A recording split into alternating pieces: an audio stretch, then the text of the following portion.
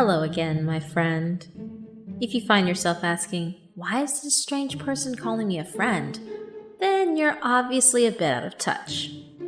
Hello, I'm the Madman, and I'm back for round 2. I'll admit that I left you in a rather awkward place, and I must apologize, but there's something extremely important that I need your help with. It's in your best interest, if that sweetens the pot.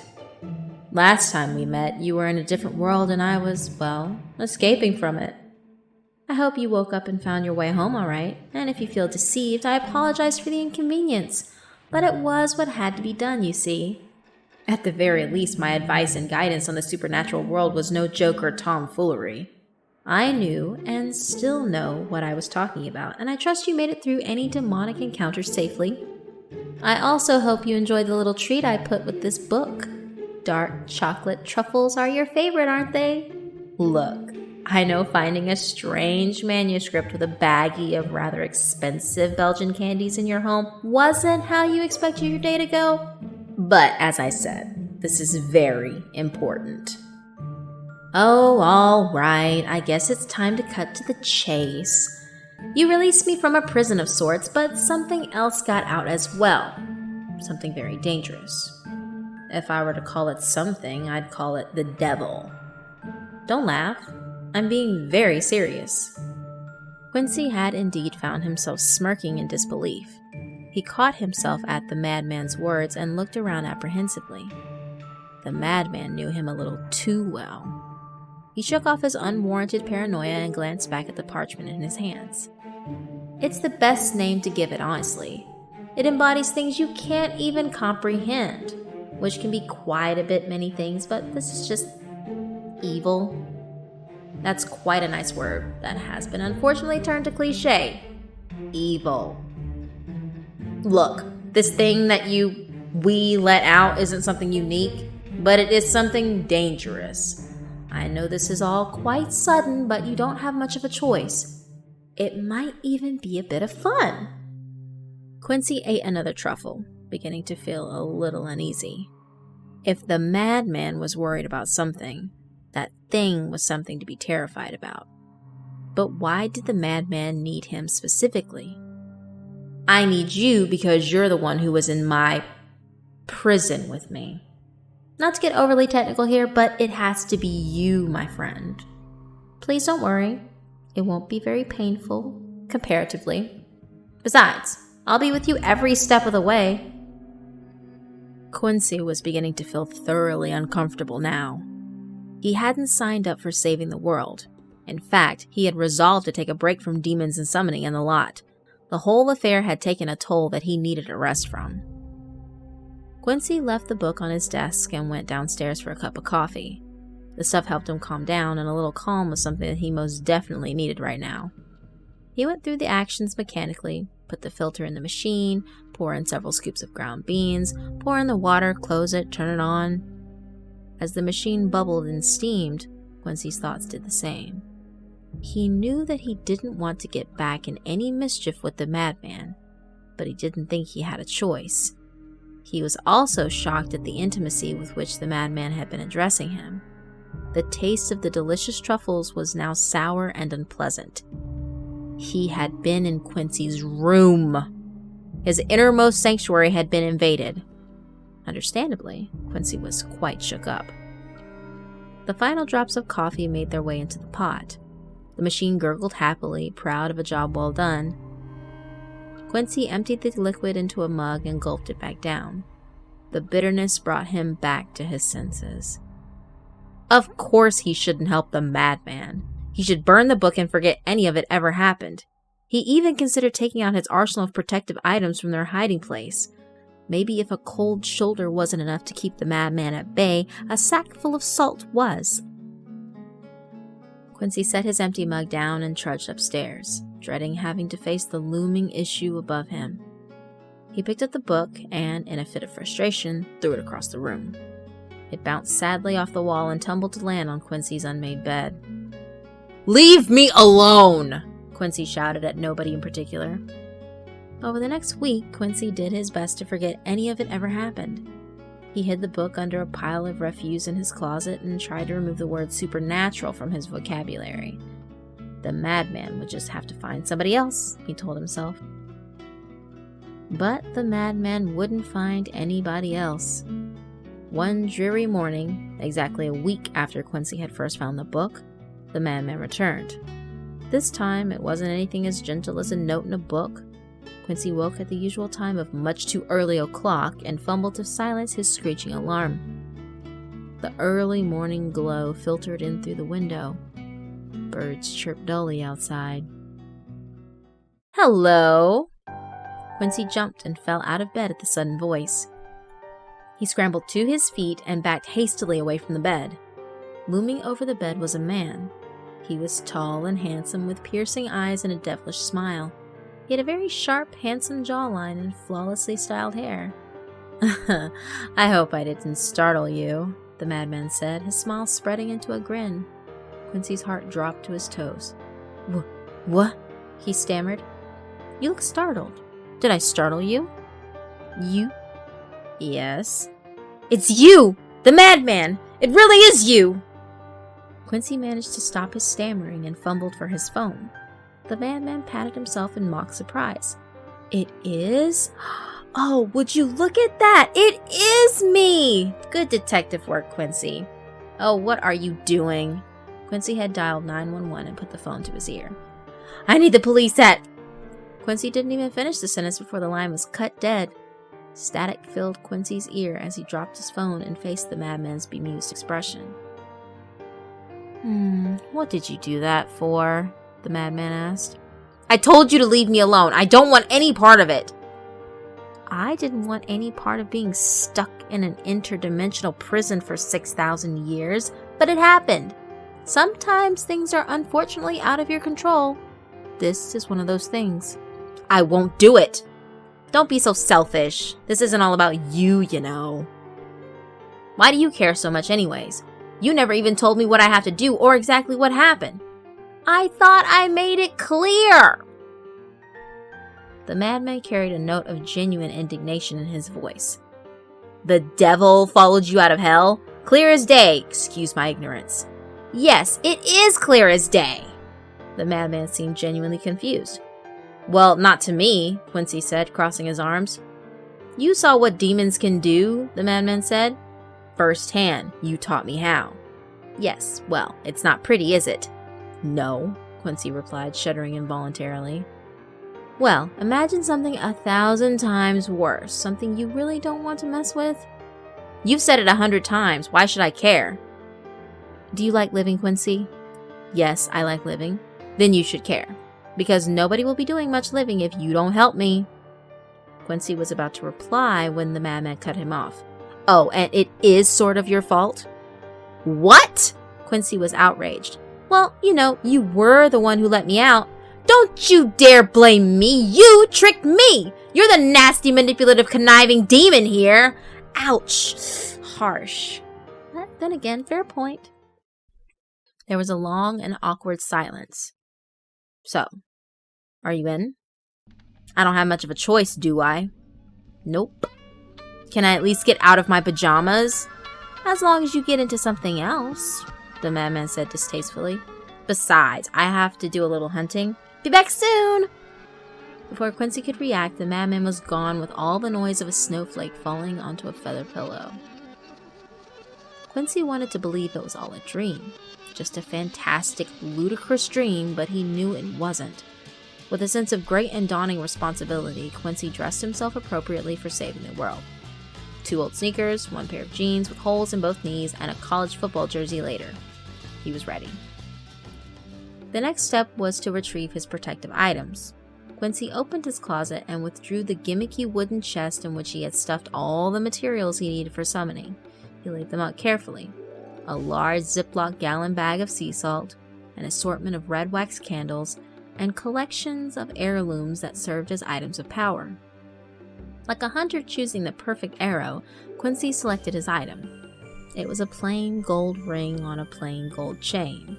A relatively unremarkable trinket to look at, but it had belonged to Quincy's grandmother and had been in the family for generations. "Is that a Ziploc bag?"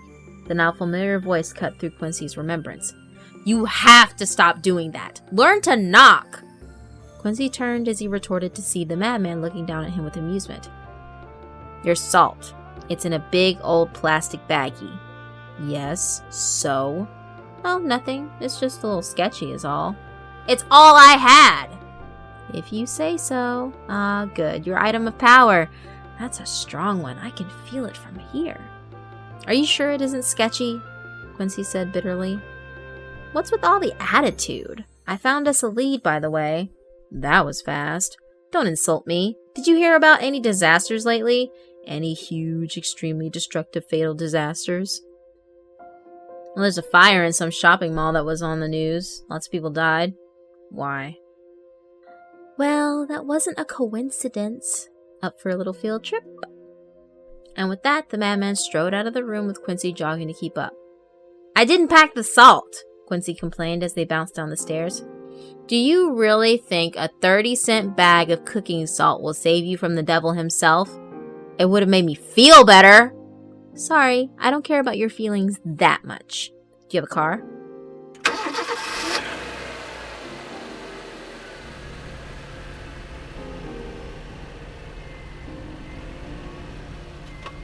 The drive to the burnt-out mall was a long, awkward one.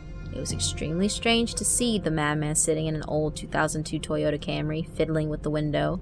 He didn't seem to belong.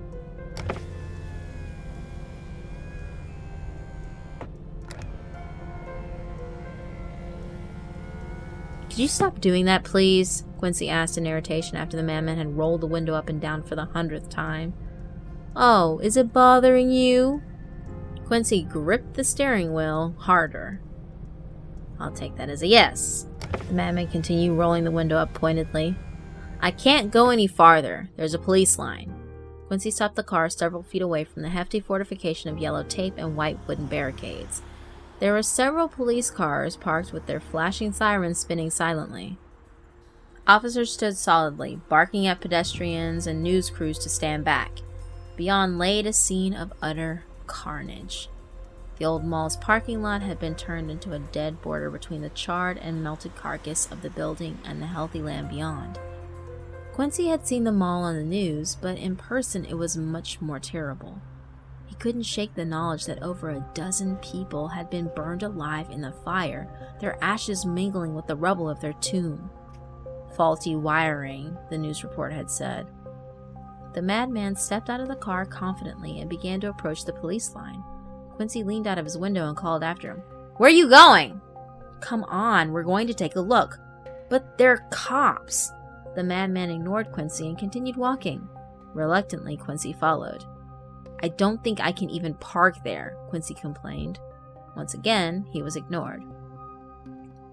Hello, officer. The madman had grabbed the attention of the nearest police officer. I'll have to ask you to stand back, sir. The area is not safe. The officer's tone made it clear that he didn't want to be dealing with the madman at that moment. He eyed up the strange man in front of him.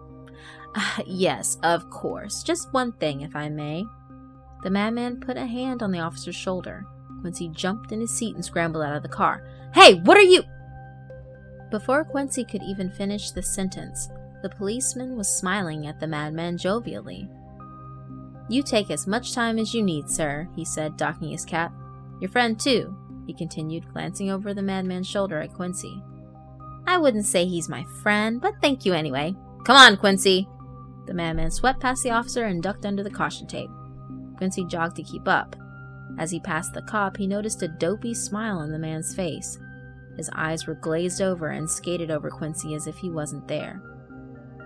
What did you do to that cop? Quincy asked as he caught up to the madman, who was gazing at the ruined mall pensively.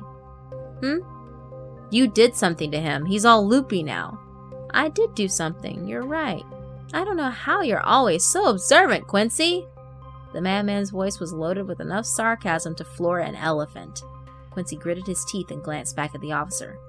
Will he be okay? Quincy asked. Who cares? Look at those burn marks. Will he be okay? Quincy said again in a more slow and pointed manner. Yes, he'll be fine. You should be more worried about yourself. Have you seen that shopping mall? Quincy turned his full attention to the destruction in front of him. Up close, it was an even more gruesome sight.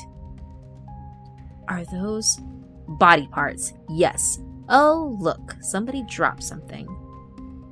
The madman bent over and picked something up from a pile of shattered concrete and held it up. Quincy almost vomited. It was a human finger with a diamond wedding ring perched below the second knuckle. Put that down! God, show some respect! Quincy turned his attention away from the madman and attempted to find something to distract himself. What are we even looking for? Clues. We're looking for clues. Isn't that what cops are for? Quincy looked back at the officer, who was now loading and unloading his gun while giggling, as if he were a fascinated child. Are you sure that guy will be okay? Yes, and I dare you to go and ask a detective if he has any leads on the evil demon. I'm not stopping you. Point taken. Have you seen anything? Not yet, but almost. You haven't even moved, and I think we're attracting attention. I'm not looking with my eyes. The madman could sense Quincy's question coming. Don't worry about it. Look, just keep everyone away. I'm almost done. Quincy glanced nervously at the police line. A couple of reporters were talking to the befuddled police officer who had dropped his gun and was now chewing on his badge. At least they're focused on him, Quincy thought. At least they had made good news story. Quincy could imagine the next day's headlines. Police officer gone insane at mall massacre. Got it! The madman turned to face Quincy. He did not look very happy. You know where it is? Yes. What? Wasn't that the goal? To find out where it went? Yes, but it's here. Here? What do we do? Hold on. I'm trying to think. It must be in the wreckage. But why has it stayed? Are you really asking me? Of course not. Just shut up for a second. There's more. The madman dashed closer to the ruined building, stretching his hand out searchingly. Quincy, shocked, remained rooted to the spot. His attention had been drawn by a scuffle over by his car. The officer who the madman had touched was being brought to the ground by two of his fellows. They hauled him up and dragged him to a newly arrived ambulance. He kicked and giggled loudly as he was thrown into the car. 3 more officers came over and attempted to disperse the agitated press. One of the cops glanced over towards the building. As he did, he spotted the madman and Quincy. Hey! The officer yelled loudly. He pulled his radio to his mouth and said something into it. The other 2 officers turned, startled by the cry. They saw Quincy and set off towards him, shouting at him to halt. Quincy swallowed hard and began running towards the madman. Company! The madman saw the approaching men and cursed loudly. Ugh! Now I have to kill them! What? No! Let's go! Quincy grabbed the madman's arm and pulled him towards the building. The madman reluctantly broke into a run that matched Quincy's. I don't think you want to go in there, the madman said darkly. Better than being arrested, Quincy replied. They reached the looming husk of charred metal that was once a pizza restaurant and entered. The building had collapsed in such a way that the interior of the shop was almost cave-like in nature. The outside light, though mere feet away, didn't seem to penetrate very far into the inky gloom ahead. Suddenly, the sound of grating metal and cracking plaster came as the doorway collapsed. Unseen bits of dust and pebbles of concrete dribbled onto Quincy's head. Instinctively, he reached out to feel for the madman. Hey! Quincy's hand had connected with the madman's back. Oh, it's just you. Did I scare you? Quincy teased, trying to ward off a growing sense of terror. The madman ignored him and instead muttered something under his breath. A spark flashed in the dark.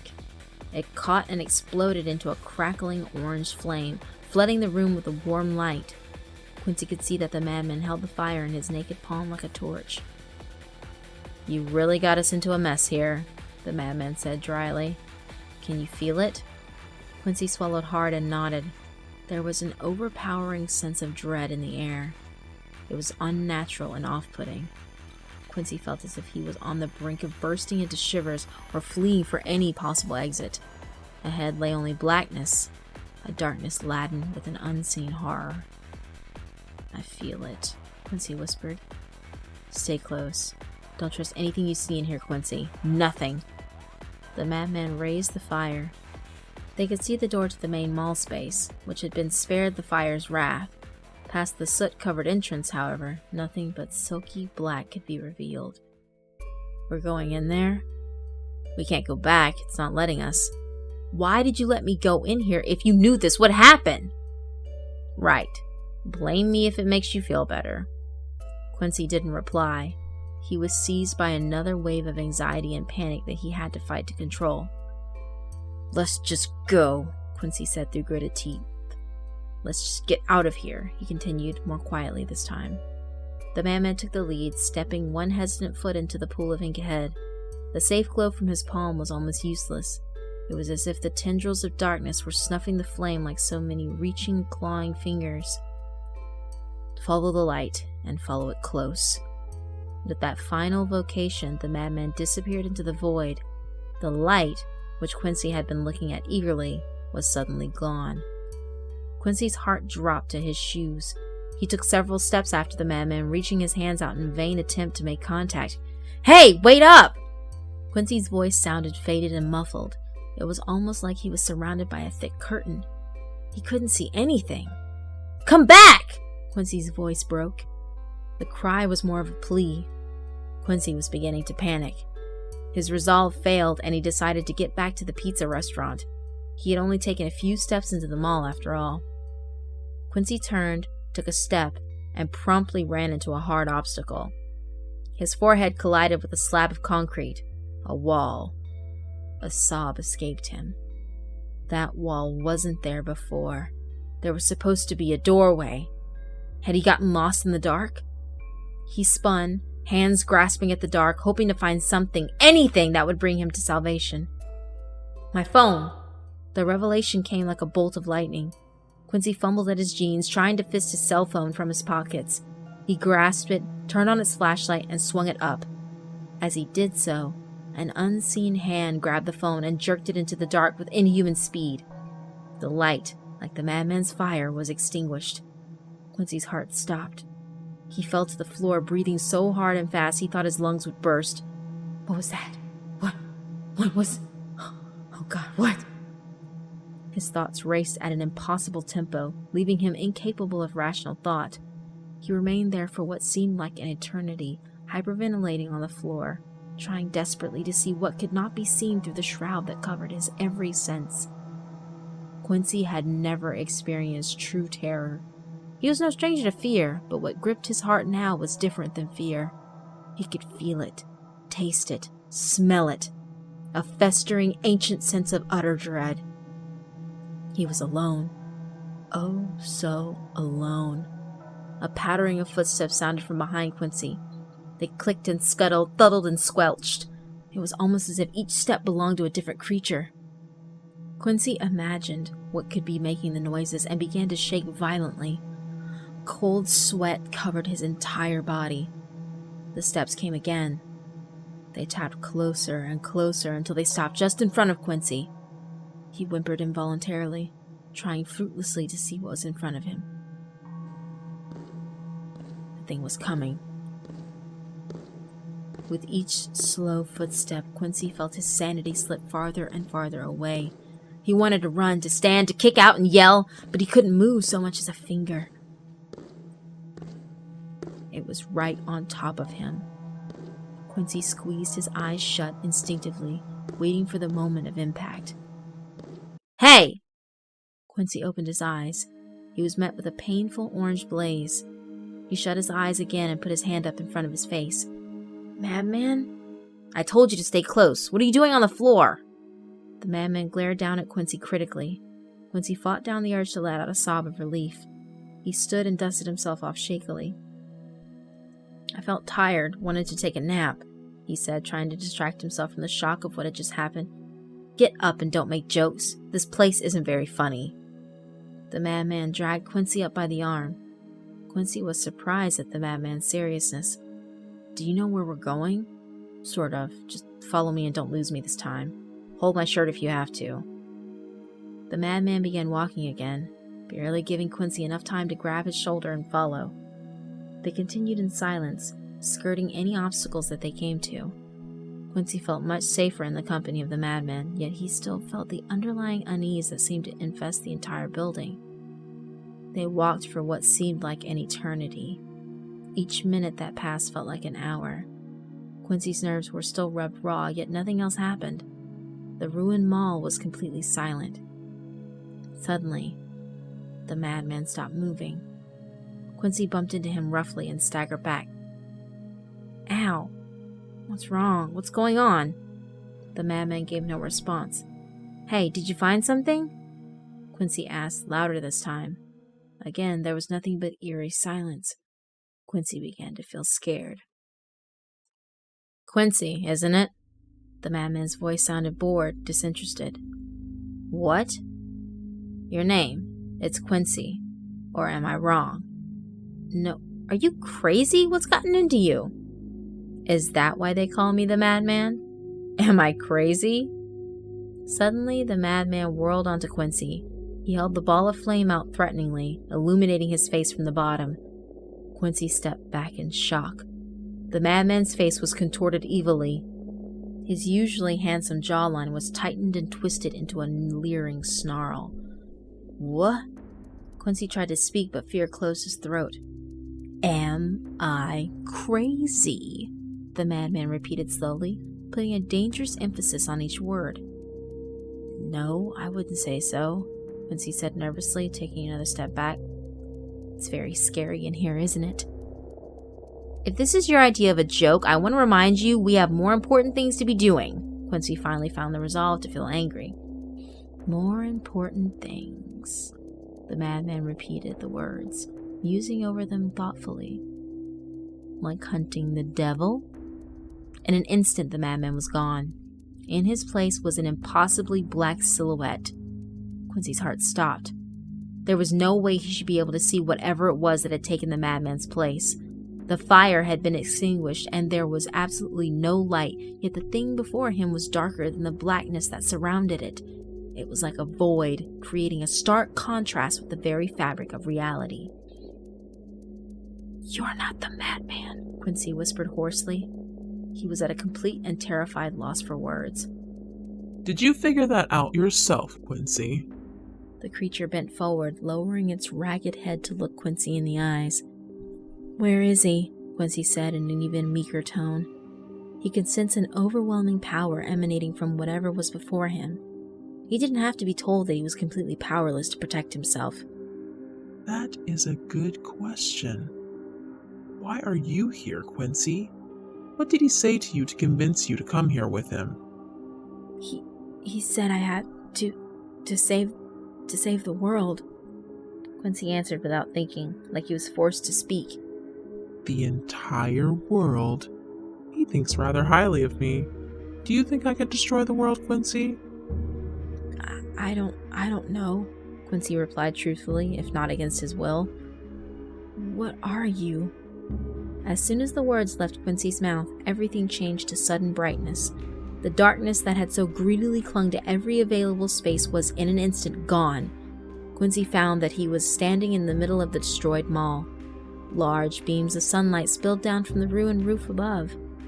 They gloomily illuminated the sad, charred, and empty skeletons of shops, fountains, and planters. Quincy automatically looked around for any of the horrors his mind had created earlier, but there was none to be seen. What am I? The question drew Quincy's attention back to the creature. To his surprise, the looming dark monster was gone. In his place sat a child, raven-haired and pale-faced. The boy looked up at Quincy and smiled hollowly. Surely the madman told you what I am. The child stood smiling thinly at Quincy.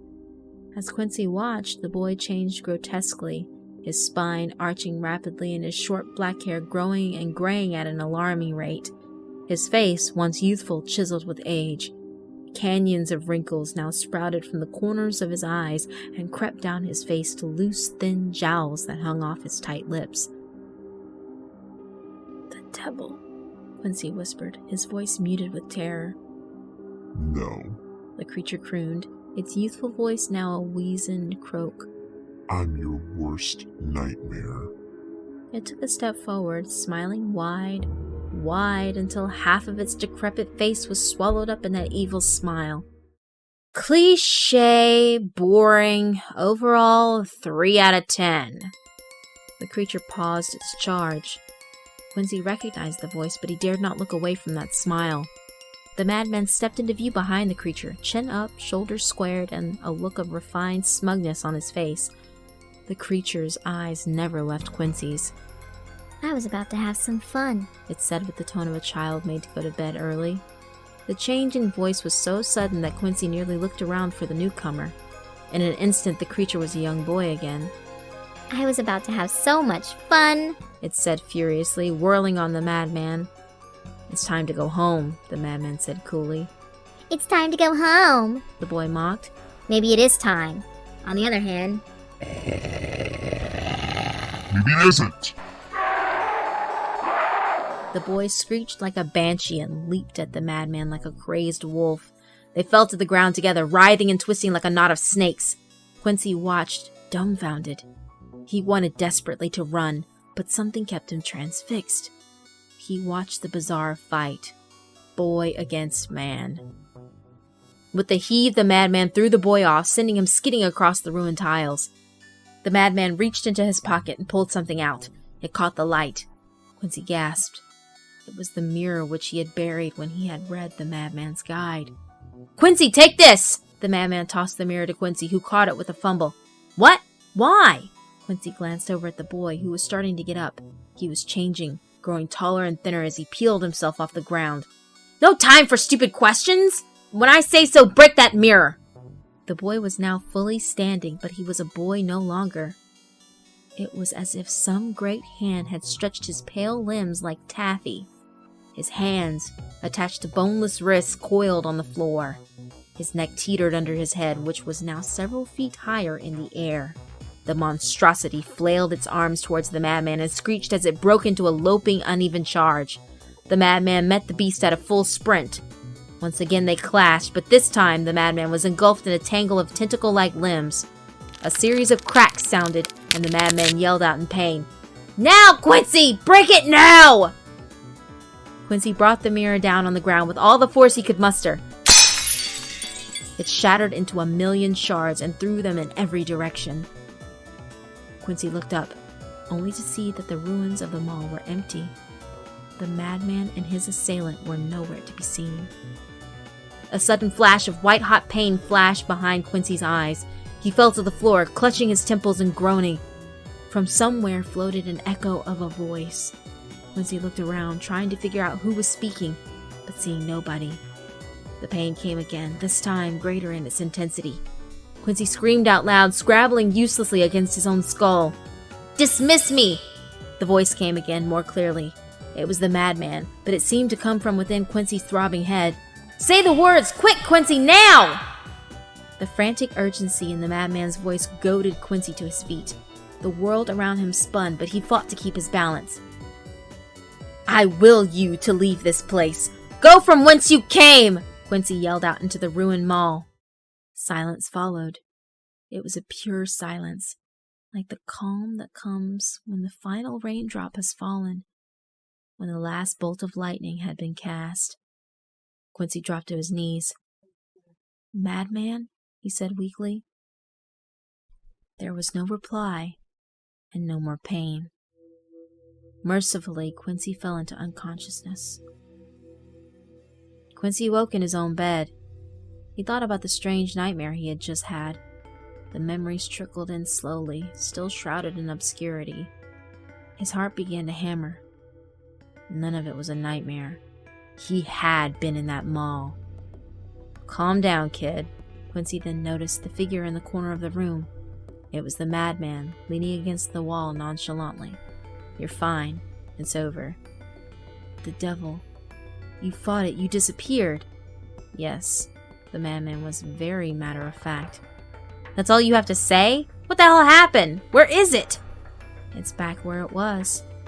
The madman's voice adopted a tone of sadness. "And, as it seems, so am I. You're dreaming, Quincy, but you'll wake up soon enough." "Why did you tell me to break that mirror? Are you going to tell me what really happened?" "No, that'd take far too long, and I don't think you'd understand it. I'll give you the quick version, though. When you read my guide and freed me from that painting, I became tied to you. It wasn't that different from a normal summoning, really. The mirror was a part of the ritual. It was my anchor to your world. But the thing that followed me out, it was also tied to you, to the mirror. Breaking the mirror broke the summons, Quincy said, understanding. That's why I could dismiss you. Both of you. Yes. But you're stuck again. With that thing? Yes. Well, way to waste my time. I went through all sorts of hell to get you out and then went through some more just to put you back. Go ahead, throw a pity party. You're alive at least. Aren't you upset? You know, being a prisoner again and all? I shouldn't have ever left. I have to be here. You wouldn't understand why. To keep an eye on whatever followed you out? Yeah, something like that. The madman crossed to Quincy and put out a hand. We aren't going to see each other again. I want you to burn my guide and forget this demon business. I have no idea how you've survived this long, but it would be a shame to see you die. You've been so very entertaining. Quincy took the madman's hand and shook it. It's certainly been something. Bye, madman. Quincy didn't want to dawdle with pleasantries. He wanted to be home safe as fast as possible. Goodbye, Quincy. With that, Quincy woke. He was still on the floor of the ruined mall, alone. 2 police officers stood over him, shining their flashlights into his face. Kid, what the hell are you doing in here? One of the officers asked. Long story, Quincy muttered, vowing never to so much as say the word demon ever again.